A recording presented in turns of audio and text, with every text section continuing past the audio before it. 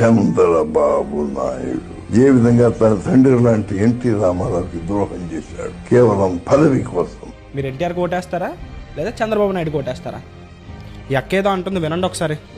July 18న political అరంగేట్రం indirect గా జరుగుతుందని చెప్పి ఆర్టికల్ వచ్చేసి ఇక్కడ అంటీ ముట్టనట్టుగా ఉంది. నేనే నందమూరి వంశానికి అసలు సిసరైన వారసున్నట్టే ఎవరు ఇష్టపడతారు? Cinema mileage is different. Ramarao గారి చరిష్మా మళ్ళీ జూనియర్ తో రిపీట్ అవుతుందంటే అది కల్లా. ఆంధ్రప్రదేశ్ కావాల్సింది ఒక స్టార్డమ్ కాదు. సినిమాల్లో నటించి వేషభాషలు వేసి డాన్స్ వేసి డెఫినెట్లీ ఇతను డెలివరీ ఆఫ్ డైలాగ్ చాలా బాగుంటుంది. Junior NTR delivery of dialogue వల్లే గెలిచిపోతారా? అది కాకుండా దేశ రాష్ట్రం మీద అపరిమితమైన ప్రేమ ఉండ సామాజిక సేవలు చేద్దామని ముందుకొచ్చిన జనాలు మాత్రం పిచ్చోళ్లుగా.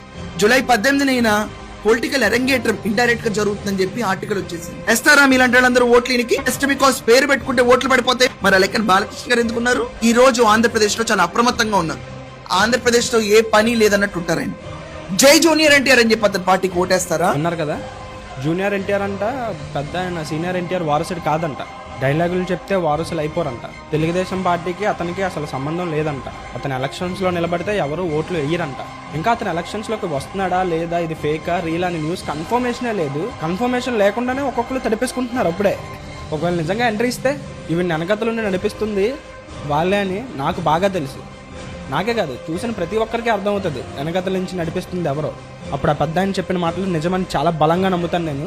ఇంచుమించుగా నా రక్తం మంచుకు పుట్టిన నా కూతురిచ్చి పెళ్లి చేస్తే తండ్రి లాంటి వాడిని ఏ విధంగా మోసం చేశాడో ఒకసారి మనసులో వాడితే మనసుతో ఆలోచించమని నేను అడుగుతున్నాను. చంద్రబాబు నాయుడు ఏ విధంగా తన తండ్రి లాంటి ఎన్టీ రామారావుకి ద్రోహం చేశాడు కేవలం పదవి కోసం. మళ్ళీ అతని బుద్ధి అలాంటిదో ఇప్పుడు మళ్ళీ బయటపడుతుంది.